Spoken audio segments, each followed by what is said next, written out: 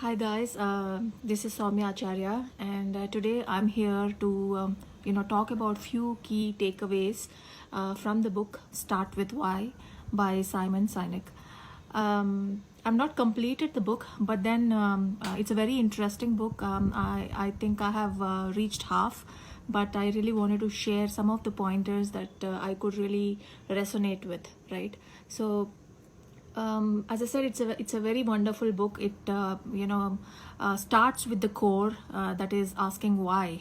Right, we've always been told, even in the MBA of success, that we need to focus on why and not focus on how. So that is what this book is all about as well. Right, so Simon talks about the golden circle.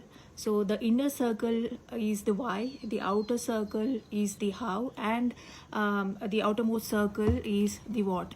Right, so he mentions that most of the organizations, many people start with what, and then probably they might move to how, but nobody touches the inner circle why. So for example, if an organization is trying to promote their products, they say we build so and so products, we are into this and this technology, and we have user friendly interfaces, we have this and that, and that's why please choose us. Similarly, if it's a law firm, that we are a very good firm, we have experienced lawyers, we have who are extremely professional, and so choose us. So that's why that's how every organization tries to convey to the people, asking them to choose them, instead of focusing on the core question why. But here in the book, Simon Sinek chooses the example of Apple, because Apple is an organization which has started with why. Their belief is challenging the status quo and making a difference. So they start with why. Why is we believe in challenging the status quo, we believe in making a difference, and that's why we happen to make amazing products which are world class, and which are simple to use. So choose us. So this is how they have started, from the core, and that's why we can see that they have a cult following as far as their products are concerned. So the book, completely focuses on starting with why, and not being superficial at the what and how level. Right, so that's one of the key takeaway. He has also mentioned a couple of other examples like Dell. Dell is basically a computer organization, but they've also tried to venture into other products like MP3 players and stuff like that, but they didn't succeed. Why? Because the why was not strong. And similarly, there were different organization names which were taken, which have not started with the core question why, and they've just proceeded or ventured into different other technologies or products, which eventually failed. So the reason for their failures is because their why is not strong. So the book, especially the first two chapters of the book, stresses on the point as to why exactly we start with the core question why, in double quotes, and not on how and what. Right, so that's one of the major key takeaway.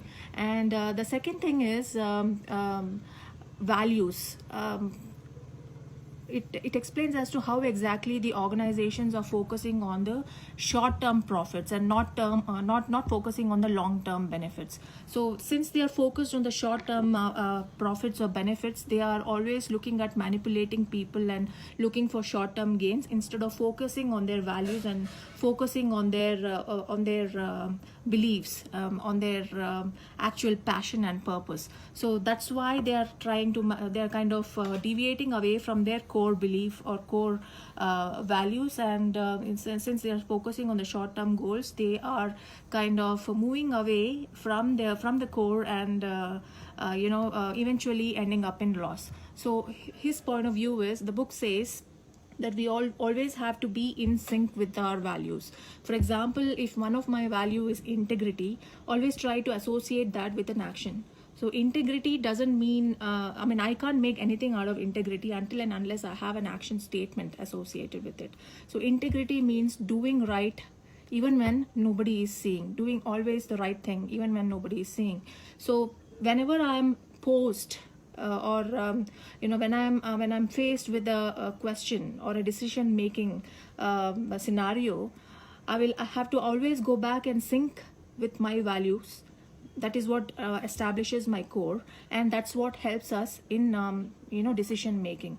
Now, if we are not in sync with our values, we will definitely not be feeling appropriate, because we are not in sync with our values and our core system, and that's why we will not be happy about our decisions. We'll always stay confused. But if we are in sync with our values, there is no question of a dicey situation, and there is no question of confusion.